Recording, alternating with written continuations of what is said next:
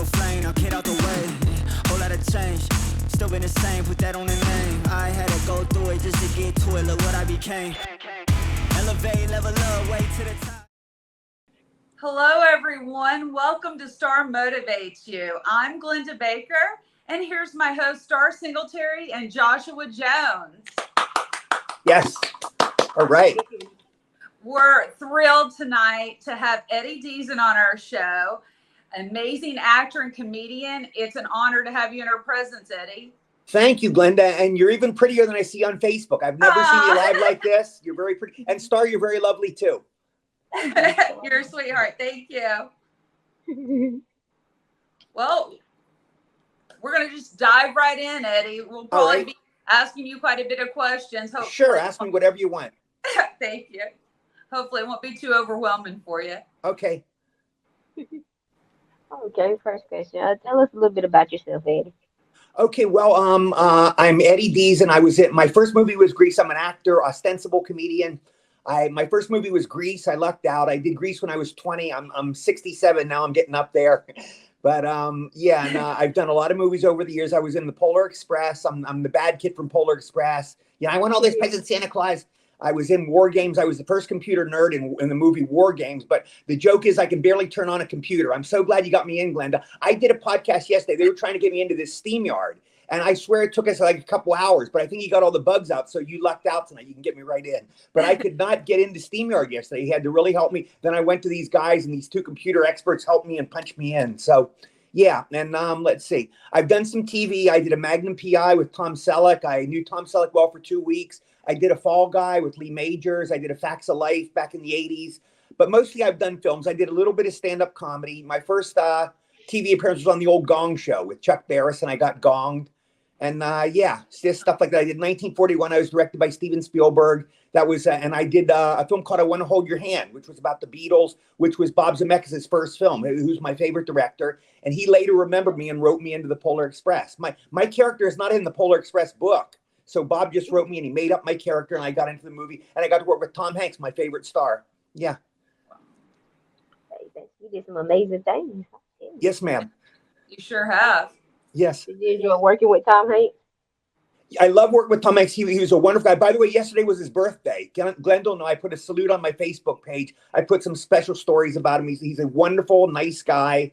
I have a lot of great stories about him. He's just such a kind man. And yeah, if you want any stories about him, I can tell you plenty of stories, but he was just a great guy. We finished the movie. He goes, Eddie, I hear you're a baseball fan. I go, yeah. He goes, you want to come to a Dodger game with me? So he took me to 3 Dodger games. We sat in his box seats. He likes to keep the box score. You know, we sang the national anthem together. I'm singing the national anthem with Tom Hanks. And he was just the nicest guy ever. Yeah, just a lovely, wonderful man. Yeah. I just love to hear those stories about celebrities when they're down to earth like this. Yeah, pretty much one for one with a few exceptions. Jerry Lewis was an exception, but most of them, the big superstars I've met, I've been lucky enough to meet a lot of them. They've been wonderful, nice people, really kind, good people. There's a few exceptions, you know, like the human race. The human race, probably 95%, 90% beautiful people, and there's some rotten apples mixed in there, but mostly they're very good, nice people. Well, you're such a nice guy. Why wouldn't they be nice to you, you know? Well, thank you. Very kind. Thank you. All right, Eddie. Yes, sir. What Grease movie? How did you get that role? Okay, Joshua, I had never done a film. I was probably the least experienced guy in Grease. I was 20. I went in and it was open cattle call. It was not a cattle call. Yeah, it was a pretty big cattle call. I went to Paramount Studios. It was the year of Happy Days, you know, in Fonzie. This was the mid 70s, like 77 it was. And all the guys had black leather jackets. You know, all the girls came in poodle skirts and saddle shoes. And I was Eugene. I knew the movie was called Grease. I hadn't seen the script. So what did I do? I put all this Vitalis and grease in my hair. I thought I'll grease up my hair. Eugene's not a greaser. He's a nerd, you know. I was the one guy in the movie who's not cool. But I greased up my hair, and I wore the original Pee Wee Herman suit. This is before Pee Wee Herman. I put on a white suit, a bow tie, and white bucks. And I went in like Pee Wee Herman, and I did my reading. And, you know, my role in the movie is very small. I get hit in the face with a pie. And I walk down the stairs and the T-Birds mess with me. And you see me jumping around in the dance scene. And then at the end, I wave goodbye when they go off in the car. By the way, in Polar, when I talked about Grease with Tom Hanks on Polar Express, that was the scene he liked. He goes, I love Grease. I go, oh, did you like it? He goes, yeah, I love when you wave goodbye to John and Olivia at the end and they flew off in the car. That was the scene he liked. We flew up at the edge. So, and I'll tell you a secret about that scene, by the way. We did this scene. There were all the dancers and all. We were out there. It was the carnival scene. There were like 100 of us dancers and all the extras and all the cast was out there except John and Olivia. We waved goodbye to them and we shot the scene. So we were done. The next day they came back. It's the only time I ever heard of this happening. They made an announcement. They said, we forgot to put film in the camera. We have to do the scene again. So we shot it again. It wasn't that hard, but we had to get everybody together and do it again. But they forgot to put film in the camera. You ever heard anything like that? But they didn't put film in the camera and we shot it the next day. Yeah.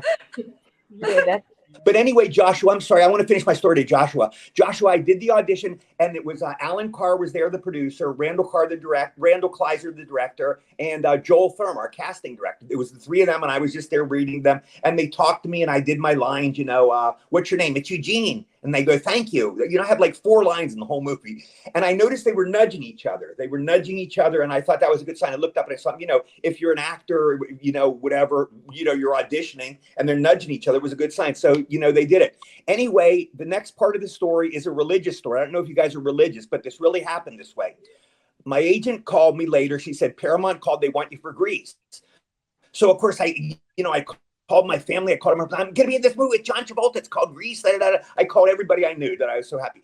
They called my agents a couple days later. They said, we don't want Eddie in the movie. He's not going to be in. Eugene's a small role. We're going to write him out of the film. So my agent told me that. Of course, I want to jump off a cliff, Oh, my God.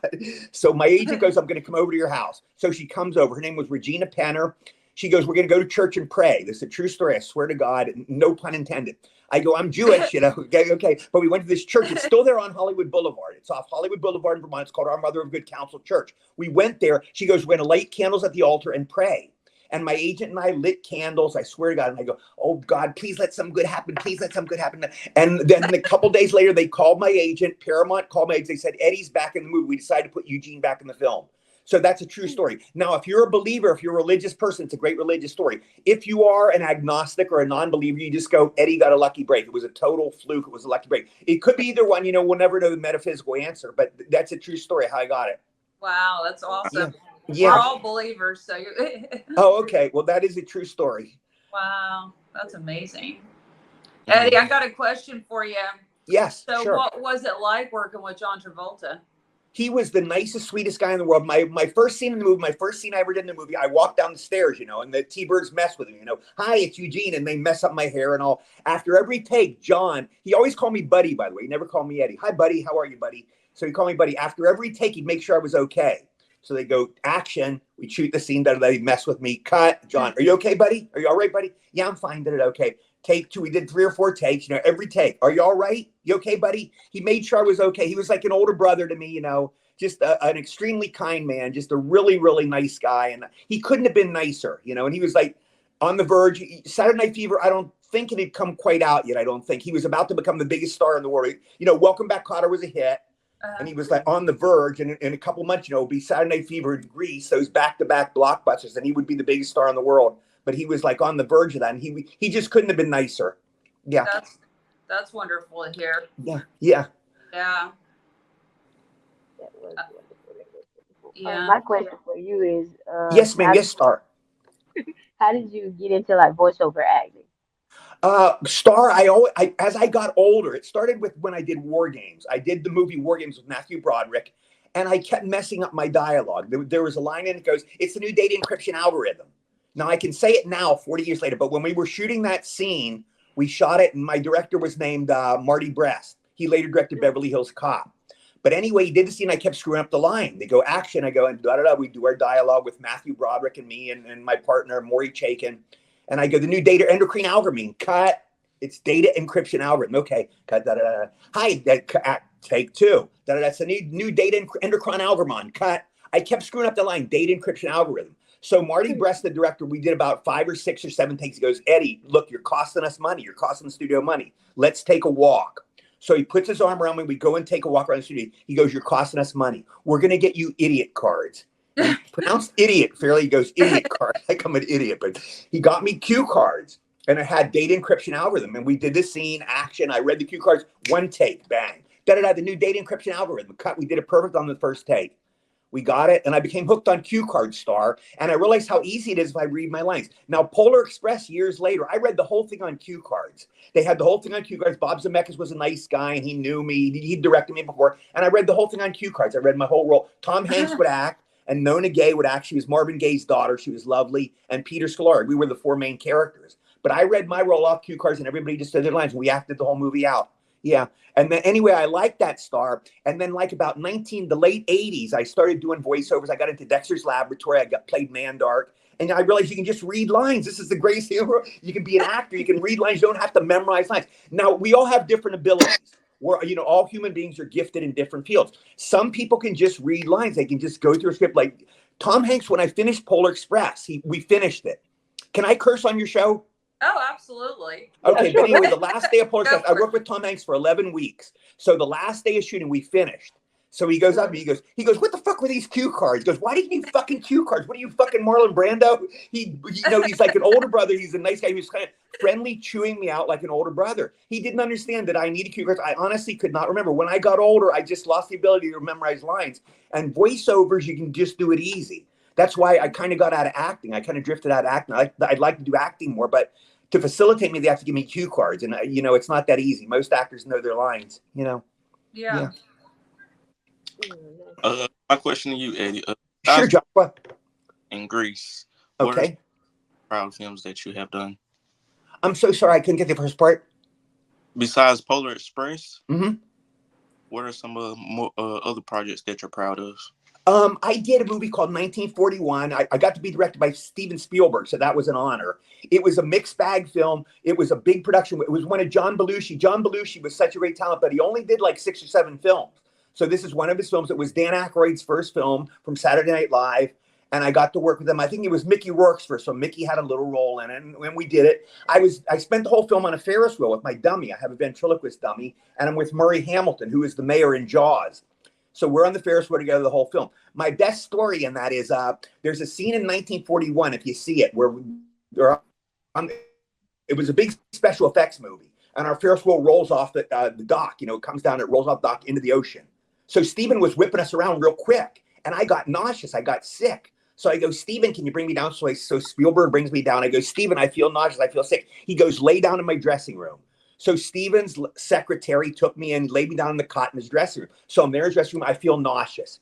So I crawled on my hands and knees. I went to the toilet and I threw up. I literally threw up. And it dawned on me. I go, I just threw up in Steven Spielberg's toilet. So it was like a highlight. It was one of the highlights of my career. So that's my favorite 1941 story. Yeah. But John Belushi John Belushi was a wonderful, wonderful, nice guy. The last time I saw John Belushi, he passed away in 1982.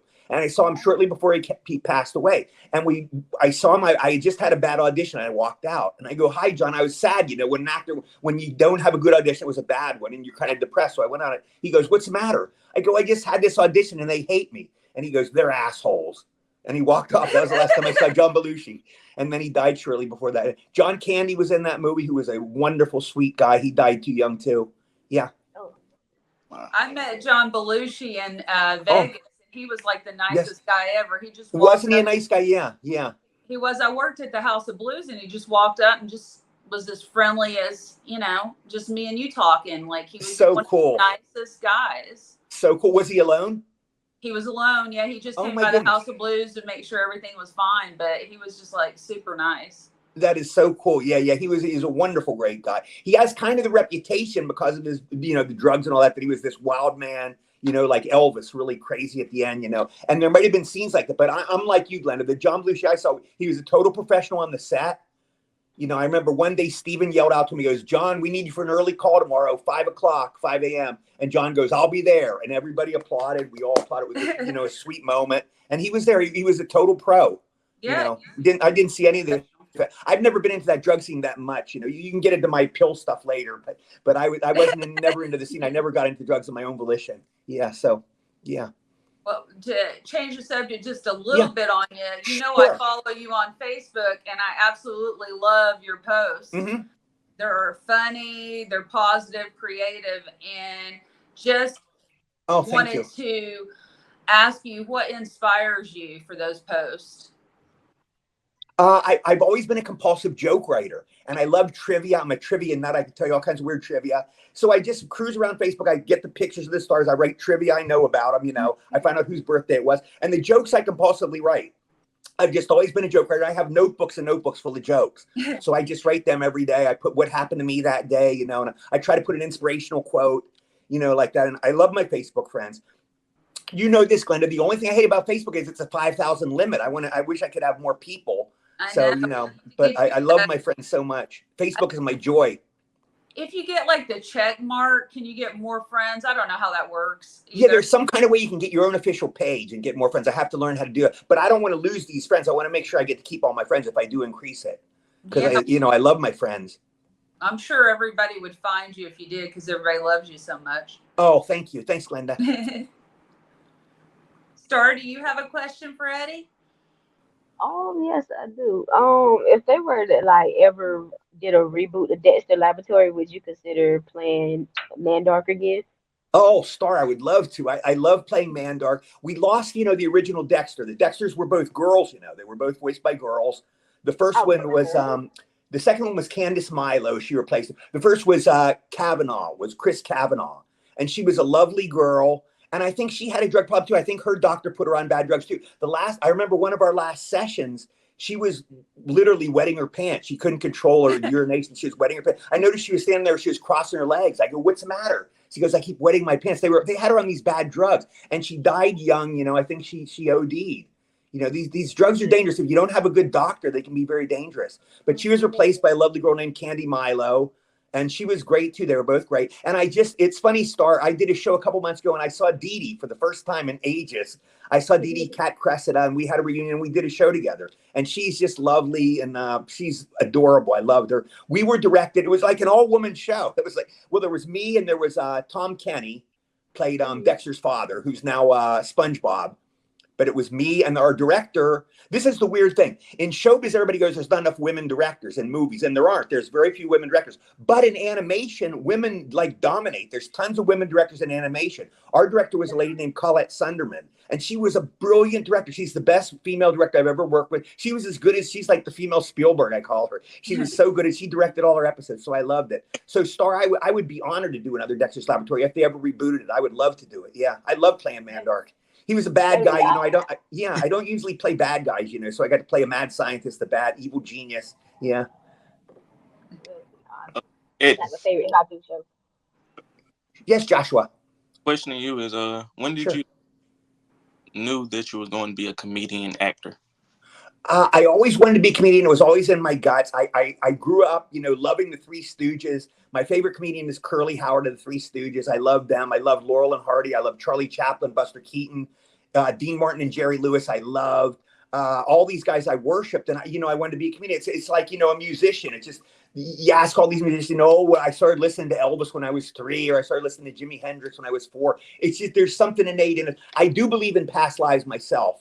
You don't have to believe it. It's my own belief. And there's something there, you know, that's in us. When these people have these innate talents, you know, how could Babe Ruth come up to play? How could Willie Mays be this great athlete? You know, Willie Mays was probably a great athlete his last 10 lifetimes. You know, he just doesn't come out of thin air. And Babe Ruth, the same thing, or whatever, these great abilities. Elvis was some kind of this great character, whoever down the timeline, you know, but whatever happened. But anyway, I'm not comparing myself to them. I'm just saying being a comedian was always in my guts, you know. I don't know if you have something like that yourself, Joshua, that you wanted to work in radio, you know, you wanted to do this, be a radio announcer, whatever. But, you know, we all grew up with these inner things. And I don't know. I believe there's a reason that they're there.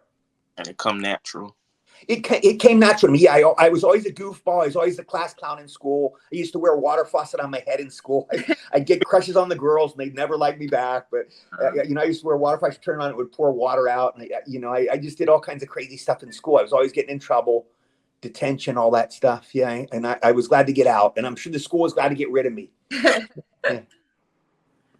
So, Eddie, this next question, my son's going to love this. What was it like being on the hit cartoon show SpongeBob? SpongeBob, I did a few episodes that I wasn't I did Dexter's Lab. I did 21 episodes. That was my most. But SpongeBob, I did like maybe 3 or 4 or 7, maybe 7 episodes. Tom Kenny is the nicest guy in the world. He is so talented. These guys, you have to remember, I do one voice. I do just basically one voice. I do my nerdy voice. You know, hi, I'm Eddie Deezen. Hi, my character. And you know, the character in Polar Express. All my characters are the same one. These guys can do all these different voices. They do Jimmy Cagney. And, you know, they'll do Edward G. Robinson and Humphrey Bogart, and they'll do all these different voices.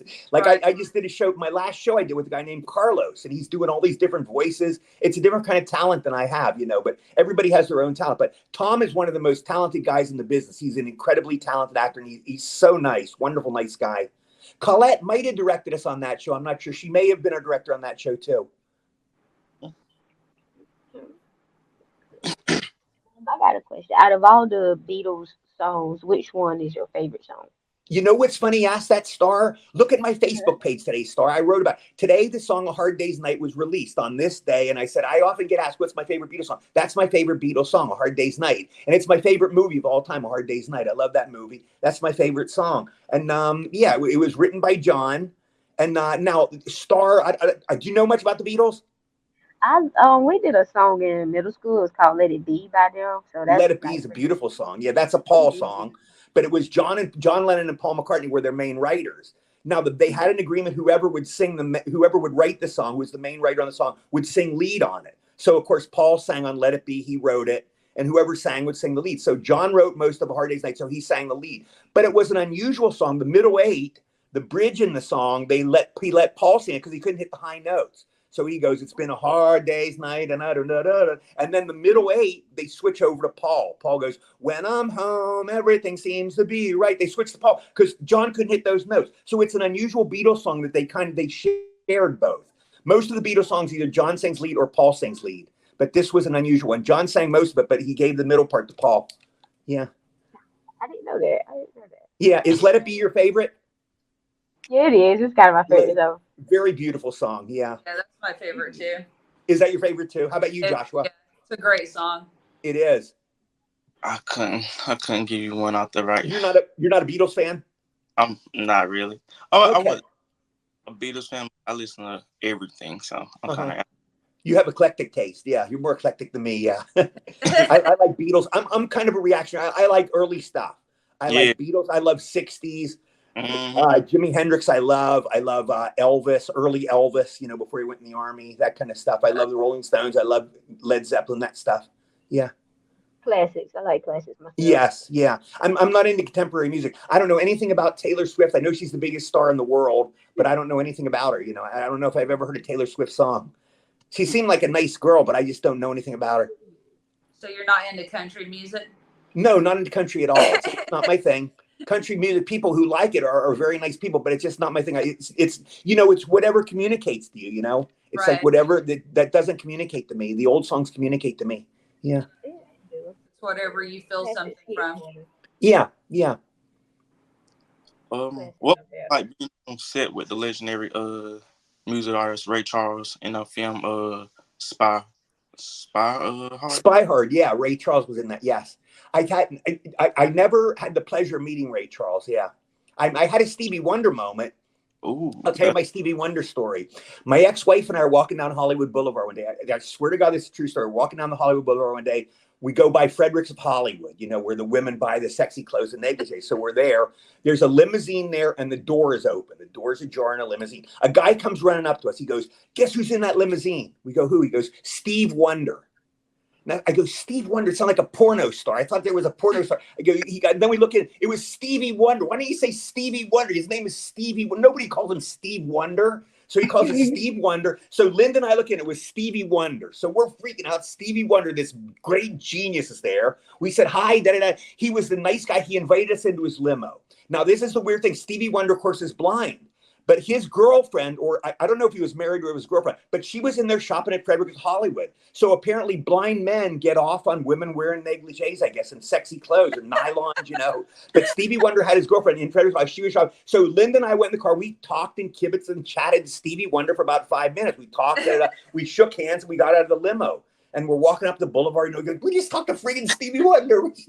He was the nicest, sweetest guy. He laughed. He was just a great, wonderful guy. Yeah. And I'm still trying to figure out why the guy called him Steve Wonder. Steve Wonder. So, I I saw that you were in Beverly Hills Vamp. Tell Beverly us Hills about Vamp. that experience. Beverly Hills Vamp was a horror film I did with director called Fred Olin Ray. It was with an actress called Britt Eklund. I don't, you know her. She was like a big actress in the 60s, the 70s. But she was a pretty nice lady, and it was a horror movie. And I do some horror conventions because I'm not a horror actor. You know, I've done, I think, 2 horror films. That was one of them. And I'll go to horror conventions, and they'll ask me about Beverly Hills Vamp. I don't remember a lot about it. It was just a comedy by Fred Olin Ray, and it was fun to shoot. Britt Eklund was a very nice lady. You know, I don't know if she's still around, but she was a very nice lady, you know, and yeah, it was by Fred Olin Ray. I did a movie with him called Mob Boss, which I know more about, with Morgan Fairchild. And I got them. This is my coolest story because I'm the antithesis of a ladies' man. I'm not a ladies' man at all, but I got to make out with Morgan Fairchild. There's a scene in Mob Boss with Morgan Fairchild's like playing the sexy girl, and I'm playing the gangster, and she's trying to get me to talk. So the sexy girl's flirting with the nerd, you know, and we were doing the scene where we kiss, and then I get away, and my glasses are all steamed up. You know, it's like the sight gag. The nerdy guy's glasses steamed up. He's with this hot woman. So I'm with Morgan, we're ready to shoot. She goes, Eddie, do you want to rehearse? I'm going, what? You think? So Morgan goes, I'm going to hold your head this way. So we went left. We made out. She goes, I'm going to hold you the right. We made out. She goes, okay, kiss me straight on. So I kissed her straight on. We decided which way to do it. So I'm making out with Morgan Fairchild. She's the best kisser in the world. It was such an honor. She has these soft lips. Any man would go crazy. But I got to make out with her. She's just as lovely in real life. She's just such a lovely, sweet woman. But I got to make out with Morgan Fairchild. Yeah, so that was fun. What a horrible job. Seriously. Yeah, what a horrible, exactly. I get paid for this. I should have paid them. Yeah. Yeah. So what made you go from comedy to like acting? Well, I kind of put my comedy in acting. I was never a great actor. I'm not a great actor in the sense that, you know, some comedians are really good actors. You know, I'd say Steve Martin can act, you know. Tom Hanks isn't a comedian, but he's like a comic actor and some can act. I'm not necessarily a great actor. I just kind of put my character into the characters they give me, and I deliver the scene. You know, I act as best I can. I wouldn't call myself a great actor, but I'm an ostensible actor, you know. I'm more of a comedian than an actor, you know. I play kind of a comic actor. Yeah. I'm an actor in the sense that, you know, like the Marx Brothers were actors, if you call them actors. They were just, you know, I'm not saying I'm as good as the Marx Brothers, but they played these comedy characters and they kind of acted in a film, you know, Groucho, well, what do we do now? Where do we get out of here? And they would do their scene, you know, and they act like that. So that's kind of how I do it. And, you know, and I always wanted to be in the movies, you know, star. It was always my dream to be in the movies. So I just started acting that way in the movies, and they would give me the character and I would play it. Yeah. Just do a mixture of both. Yes, ma'am. Yeah. Okay, that's great. That's great. Are there any other projects that you're working on or have in mind? Not so much, Joshua. I don't work that much on. I do signing shows, which hopefully I'll get one soon. But I did a signing show 2 weeks ago, and this was the first signing show I've ever done. I didn't know anybody there. There were these anime people. There was a girl that was in the film Avatar, the new animated Avatar or something. She was a lovely girl. She was really nice, but I'd never heard of her. So I never heard anybody, but they were all real nice, you know? So I do that. I do signing shows around the country. I love doing those, and Comic-Cons. I love doing those. And I do a thing called Cameo Videos. You can order Cameo Videos, and, you know, Eddie, say hi to, you know, Mary. We're getting married. My daughter's graduating high school. I just did 2 interesting cameos, Joshua. One, this guy had a crush on me. I swear to God, it was a guy. And I'm a libertarian. You can live your life any way you want, but I'm the straightest guy in the world. I love women. I think women are the most beautiful creatures in the world. Us guys are hairy apes. How can anybody be attracted to a guy when you have women? But anyway, this guy has a crush on me. So he sends me a cameo video. Eddie, I'm in love with you, blah, blah, blah. So I talked to him. I said, I'm very flattered, you know, that I'm sure you're a very nice guy, but I like women, blah, blah, blah, blah. So he was a nice guy. And he gave me a $10 tip, a $10 tip on the video. My other one was, Joshua, I'll often get cameos and they'll go, my friend is playing Eugene in the play Grease. Grease is done in plays all over the world, you know, and they go, my friend is playing Eugene in the play. This is the first time it was ever a girl in the play. And the guy goes, our 11-year-old daughter is playing Eugene in the play Grease, which is very cool. You know, in Shakespeare's time, men would dress as women. Women weren't allowed on the stage, so men would dress up as women. So this is a girl who did Eugene. She was the first time I've heard of a girl playing Eugene, but she did it, you know, and I wished her luck. I said, I'm sure you're going to do great. Your parents will be proud of you. And it was the first time I ever heard of a girl playing Eugene. But those are the last 2 cameos I did. They were both very interesting. Yeah, 2 very cool people. Pretty cool. Yeah. So I think I already know the answer to this question, but do you prefer acting over voiceover work? I would rather do on camera. Now, again, voiceover work is easier for me because I have a hard time memorizing lines, but I like being on camera. I think it's more fun showing yourself being on camera than just showing your voice. It's more fun being on camera. You can do physical stuff, you know. When I was young, I did some wild physical stuff. If you look at the movie, like I Want to Hold Your Hand, I'm doing a lot of physical gags in there. But remember, I was 20 then. I'm 67 now. So it doesn't come as easy now. I'm a lot older. But you still like to be on screen. You know, I like that. But, as actors, we take whatever jobs we can get. You know, I can't choose. You know, like, Tom Hanks, whoever, Tom Hanks, Harrison Ford, they can do whatever they want. They can do any movie they want, any TV thing. They can just say, write me in. We take whatever they give me. You know, Eddie, my agent, say they have a role for you. I'll jump on it, you know. Anything short of a porno film, I'll be in, you know. And even then, I would consider it if they have it. Yeah. There's nothing wrong with that. But out of being that you're a Beatles fan, have you ever gotten a chance to meet any of them? Like, yes, I did, Star. I never got to meet John. John was my favorite Beatle, but Paul McCartney was there. I was doing a show called Punky Brewster in the 80s. I did 8 episodes of Punky Brewster. And the main guy in the show's name was George Gaines. He played the older guy in the show. And he said, Eddie, he was a British guy. Eddie, I hear you're a Beatles fan. Yeah, I am. He goes, well, Paul McCartney, I knew Paul McCartney's going to be on the Tonight Show. He goes, I got your ticket to see Paul McCartney. The guy is so sweet. He got me 2 tickets to see Paul McCartney, so I brought my friend. We're in the audience at NBC. We saw Paul McCartney on The Tonight Show. He was the greatest guy in the world. So then Paul said goodbye. So like 100 of us ran outside. It's like a Beatles thing. We're going crazy. We run out. Paul pulls out in his car. And we surrounded his car. He couldn't move, you know. So Paul's been through this, you know, through all these years. He's used to it. He rolled down his window, and Star, I got to touch him. I touched Paul McCartney on the shoulder, so I touched the Beatle. And then Star, he talked a little bit. He answered some questions. I think his wife Linda was there in the car with him. I'm not positive, but I think Linda was sitting in the passenger seat. But he started pulling out slowly. And Star, I felt this crushing thing on my foot. I felt a crushing thing like an elephant stepped on my foot. It felt like a rhinoceros. I think his car rode over my foot. I think he was in a little sports car. It was obviously a rented car and it was a sports car. And it rode over my foot and it smashed. And I think Paul McCartney drove over my foot. So I saw Paul. And I never met George. But where did I see George? Oh, yeah.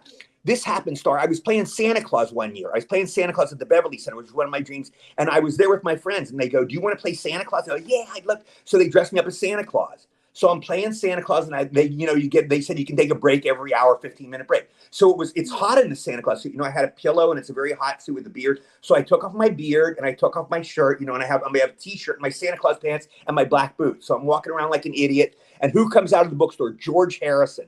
George Harrison has a bodyguard on each side. He's walking out, and that's George Harrison. Nobody knew him, Star. Nobody noticed him. He was, you know, George was kind of the most private Beatle. He did, you know, like Paul kind of puts it out, like Elvis puts it out. George was kind of like introvert. His flows were like introvert, and nobody bothered. Nobody recognized him except me. But he had a bodyguard on each side, and I followed him, Star, up the hallway. He walked up the corridor with his bodyguards, and I was too scared to say anything. I didn't say anything, so I just hopped on the side. I hopped adjacent to George Harrison all the way down the corridor, and he's there with his bodyguards. I don't know if he even saw me, and I was hopping, looking at him, and he walked out the door. And I always regret that I never talked to him. I should have said hi. And then, Star, I saw Ringo in concert. That's all. I didn't get to make any contact with him. And unfortunately, you know, John passed away so young, you know, which was horrible. But he was my favorite Beatle, and I never got to meet him. Got to meet one of them, though. Yeah. It's been a long time, but Eddie, are you, any chance possible, still able to do the Mandark live? That's okay. It's the hardest thing, Joshua, because when I did Dexter's, I was in my 30s. It was easy to do it, you know. But at 67, you can't do some things at all. You know, not to mention stuff that my ex-wife would talk about. But anyway, it's harder to do stuff with your body. Your body's just wear out. But I'm going to try to do, because you're such a nice guy, I'll try to do the best one I can. But this isn't going to be that good. But when I go to shows, people would say, do the Mandark laugh. And I go, I can't do it. I would hardly do it. It's hard to do it. All right, Dexter, I'm going to get you. The beautiful Dee Dee. I'm going to get your laboratory, Dexter. Ha ha ha ha ha ha ha ha ha. That's it. Yeah. That's awesome. Well, thank you. Thank you. What was your favorite voice acting project? I would say I like doing that one. I would say Mandark probably was in voiceovers. Yeah, I love doing Mandark. People think Polar Express was voiceover, but no, we acted out that whole film. They go, well, did you ever meet Tom Hanks? I go, yeah, I knew Tom Hanks for 11 weeks. We acted out that whole movie. So if you count that as a voiceover, it's kind of like a voiceover, but it was really a movie. So I would say Dexter's Laboratory was my favorite voiceover. It's the only thing that really amounted much. I've never been really like a regular on the series. I think I did a show, Joshua, years ago called Mother Goose and Grimm, and I did one called Ham and Pig or something. But I did those, and I did a commercial. I did one called Nacho and Dog, and I played a cat. So I did that. Those are my favorites. I like doing cartoons are fun. Yeah, so those would probably be my best. I guess to answer your question, I think Dexter's Laboratory was Mandark. Yeah, it was such a great character, and he looked like me. They drew him that he looked like me, so that was kind of cool. That's pretty cool. Yeah, very cool. So we like to end the show with something encouraging for our viewers. Sure. And wanted to know what's one encouraging thing that you would give an upcoming comedian or actor, Eddie? Like word of wisdom. Sure. Well, to be honest, I'm going to give you a totally honest answer. It's the toughest business in the world, making it as an actor. Just not that you're not talented, not that you're not good. It's just the sheer odds. It's like saying, I want to be a Major League Baseball player. And, everybody dreams of being Willie Mays or Joe DiMaggio, or, you all want to be Ted Williams or Johnny Bench or whoever. But it's just there's a certain number of projects. Now it's increased now because we have, the internet, we have stuff you can do on YouTube, and there's all these different avenues. When I was coming up, it was just movies and TV. There were 3 TV channels. There was Channel 2, Channel 7, Channel 4. That was it. And there was one local channel. But now there's hundreds of channels, so there's all kinds of stuff. But still, there's a shortage of jobs, and there's literally millions of actors. So the odds are against you. But the advice I always give is I always say, give it 5 years. This is what James Garner. Do you know James Garner on the Rockford Files? Do you remember him? Yeah. He said when people would ask him to be an actor, he would say the advice I would always give is give it the 5-year plan.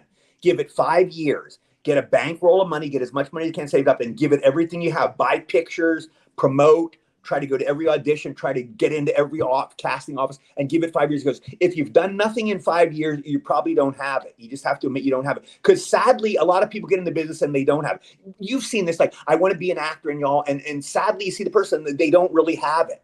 They're a girl, and they don't, some girls just have that look. Some girl, like, for instance, when I did Grease 2, okay, I saw Michelle Pfeiffer, and she just knocked me out of she was like Marilyn Monroe beautiful. She was so beautiful. I was like mesmerized. I'm like Jackie Gleason, humming.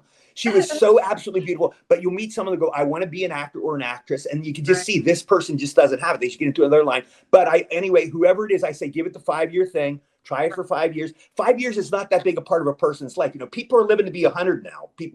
People just live to be 100 now. Our bodies can get older now. We live longer, Years ago, people would die in their 40s and 50s, but it gets older. So 5 years is not a big part of your life. So give it 5 years. If not, just change to something else. Change your views to something else. That's what I would say. That's an honest answer. But a few of you will make it. A few of those that go, I want to make it as an actor, you will make it. I just say, get yourself a good agent, get a good bankroll of money, because you're going to need money, because there's going to be fallow periods. Because again, unless you're a big star, unless you are like, Harrison Ford or, some real big star, you're not going to keep working all the time. You do a movie and maybe you won't work again for a year, or you get a shot on Seinfeld or a TV show and you won't work again for 6 months. So make sure you have money, try to get the best agent you can. A good agent makes all the difference because the agent sends you out. If you don't have a good agent, your hands are tied. You could be the most talented guy in the world. You could be Sammy Davis Jr., most talented human being I've ever seen. And if you don't have a good agent to book you, you're not going to get booked. So make sure you have a good agent to send you out on auditions, Yeah. And that would be the advice I give. That's great advice. Thank you so much, Eddie. Yes, ma'am. Yeah. And what would be a great advice for actors? Where would be some great places for actors to find great agents? Well, it's the market is opening up. It used to be pretty much New York and California, LA. You go to Hollywood. Everybody goes to Hollywood. That would probably still be the mecca, to go to Hollywood. Then you can go to Screen Actors Guild. This is how it used to be, because this was so long ago for me. But it used to be you could go to the Screen Actors Guild building and you go, can I have a list of agents? And they would give you a list of all the agents there. You send your picture and your resume into each agent. You have to do like a mail out, and I remember doing that.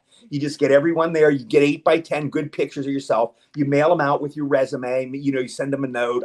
My name is Eddie Deezen. I'm an actor. I would really like to have a good agent. Would you be willing to meet with me? And, an agent will probably call you. You'll meet them. If they like you, you sign up with them. Yeah. And I think the good thing starting now is I think you can just walk in and join the union. When I first started in 1977, it used to be you can't work unless you're in the union, and you can't be in the union unless you worked. It was a catch-22. But now I think SAG and AFTRA have merged, and I think you can just walk in and join. It costs money to join, but you pay and you join SAG, so you're in the union. So you just have to get the good agent, get the list of agents, do the mail out, and and you pray. You hope you get a good agent. Yeah. I remember Tom Hanks literally told me, he said, when he first started, he had to join the Screen Actors Guild. He got his first role. He said the dues were $27. He said he was so broke he had to borrow the money.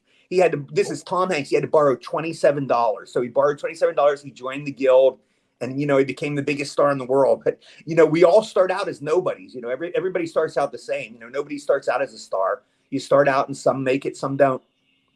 But I think you're right. You have to have it. There's something about that person. There's got to be something about, like what you do, Glenn, that you do a podcast. How many people are doing podcasts? There's like probably thousands. Some are interesting, some are dull.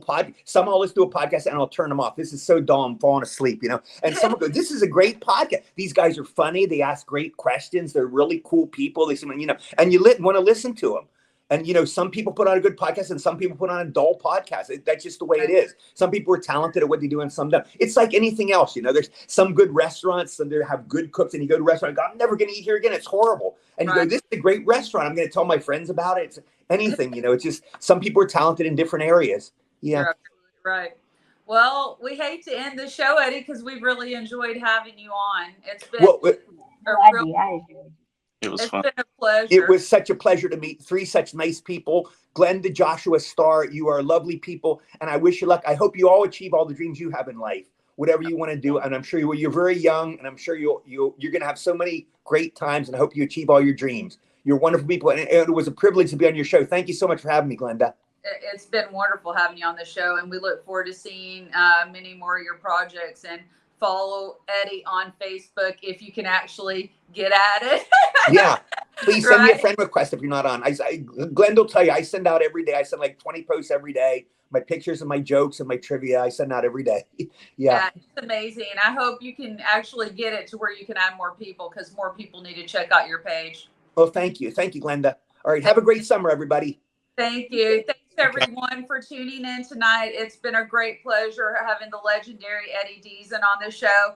We're very excited about next week. We're going to have distinguished producer and executive producer Steve Owens, who has over 35 years in music, film, and TV on our show. I hope you guys will stay tuned in. Thanks so much, and have a great evening, everyone. All right. Take care.